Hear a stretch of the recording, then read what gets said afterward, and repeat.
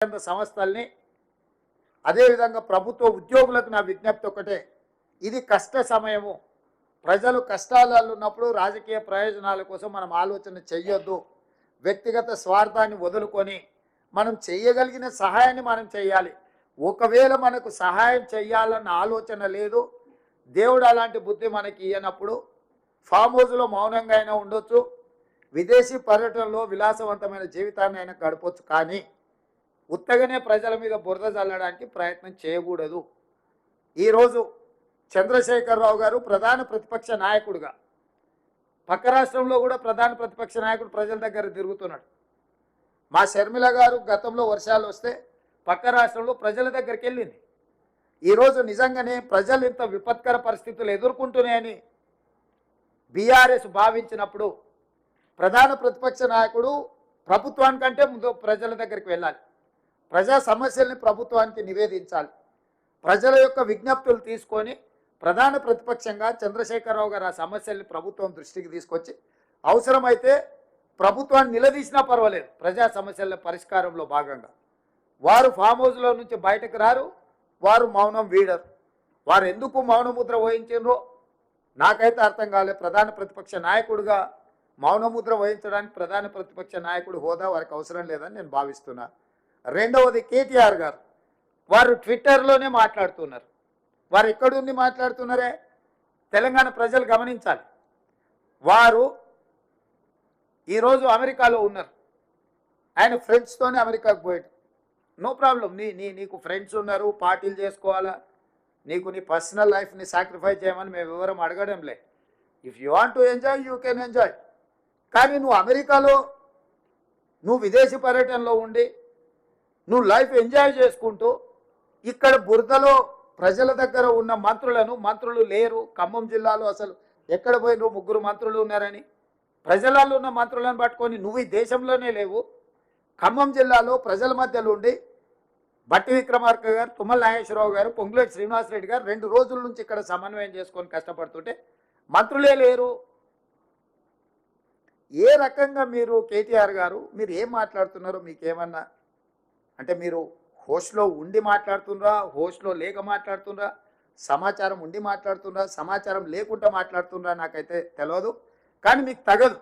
మీరు అమెరికాలో వండుకుంటూ మీ పర్సనల్ లైఫ్ని మీరు ఎంజాయ్ చేస్తూ ఇక్కడ ప్రజల కష్టాలండి వరదల వల్ల బురదలో కూరుకుపోయిన ప్రజలకు అండగా నిలబడ్డ మంత్రులను బద్నాం చేయాలన్న నీ ఆలోచన నీకు ఎలాంటి ప్రయోజనం చేకూర్చదు.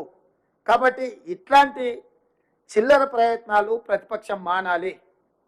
ప్రతిపక్షం బాధ్యతాయుతంగా వ్యవహరించాలి, ప్రభుత్వానికి సూచనలు ఇవ్వాలి, సలహాలు ఇవ్వాలి, కలిసి పనిచేయాలి. విపత్కర సందర్భంలో రాజకీయాలను పక్కన పెట్టి మనందరం కలిసికట్టుగా పనిచేస్తే ప్రజలకు కొంత ఉపయోగం అవుతుంది.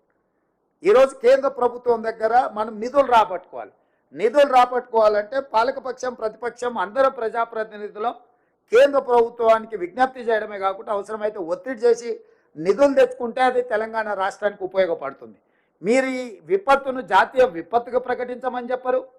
కేంద్ర ప్రభుత్వం నుంచి మనకి ఏం నిధులు కావాలని కేంద్ర ప్రభుత్వాన్ని అడగరు. కనీసం ప్రధాన ప్రతిపక్ష నాయకుడిగా 10 సంవత్సరాలు ముఖ్యమంత్రిగా తెలంగాణ ఉద్యమకారుని అని చెప్పుకునే మీరు తెలంగాణకి ఇంత కష్టం వచ్చి 16 మంది ప్రాణాలు కోల్పోయి, పశు సంపద కోల్పోయి, వేల కోట్ల రూపాయల ఆస్తులు నష్టపోయి అంటే 20 ఫీట్ల పైన ఇళ్లకు నీళ్ళు వచ్చి ప్రజలు కష్టాలలో ఉంటే కనీసం పలకరించడానికి కూడా మీకు మనస్కరించలేదు. అయ్యో పాపం అని సానుభూతి కూడా మీరు చూపించలేదు. మీరు ఈ రకంగా మాట్లాడితే ఇది తెలంగాణ ప్రజలకు నష్టం చేకూరుస్తుంది తప్ప తెలంగాణ ప్రజలకు ప్రయోజనం ఉండదు.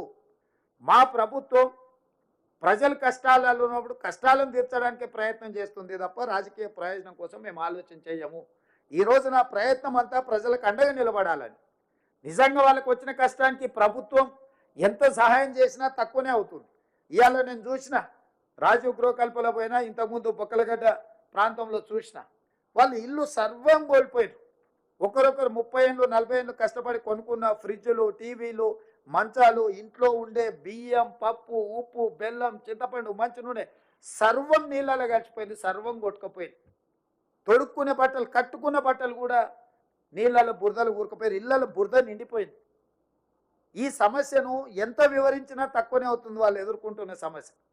వాళ్ళని ఆదుకోవడానికి అర్జెంటుగా వాళ్ళకి కావాల్సిన తినుబండారాలు కావచ్చు, లేకపోతే క్యాంపులు కావచ్చు. దాదాపుగా 34 క్యాంపులు ఖమ్మం జిల్లాలోనే ప్రజల కోసము ఈరోజు ప్రభుత్వం నిర్వహిస్తుంది. 34 క్యాంపులలో దాదాపుగా 2119 కుటుంబాలు 7467 మందికి రాష్ట్ర ప్రభుత్వం అన్ని రకాల వసతులను ఏర్పాటు చేసి just in one Khammam district, Khammam head క్వార్టర్స్లో. సో ఇట్లా ప్రభుత్వము ఇన్ని మంచి పనులు చేస్తుంటే పాపం ఉపరాష్ట్రపతి వెంకయ్య నాయుడు గారు ముందుకు వచ్చి టోకెన్ అంటే నేను మీతోనున్నా అని ఒక నైతిక మద్దతు ఇవ్వడానికి వారు ముందుకు వచ్చి కొంత ఆర్థిక సహాయాన్ని ముఖ్యమంత్రి సహాయ నిధికి ఇచ్చారు. 10 సంవత్సరాలు మినిమం 1,00,000 కోట్లు దోసుకున్న మీరు ఓ 1000 కోట్లు 2000 కోట్లు ఇస్తే మీకు మీరు చేసిన పాపాలలో కొంతమైన కడుక్కోవడానికి ఉంటుంది కదా. కేసీఆర్, కేటీఆర్, హరీష్ రావు గారికి అది చెయ్యరు. చిల్లి గవ్వ కూడా ప్రజలకు ఇయ్యరు. కానీ ప్రభుత్వం చేస్తున్న పనులను, ప్రభుత్వం చేస్తున్న మంచి పనిని అభినందించకపోయినా ఈ ప్రభుత్వం మీద ఈ బురద రాజకీయాలే చేయాలని ఆ కుటుంబం ప్రయత్నం చేస్తుంది. కాబట్టి ఈరోజు ఇలాంటి విపత్కర పరిస్థితుల్లో ఒకటి తెలంగాణ రాష్ట్ర ప్రభుత్వం చేయాల్సి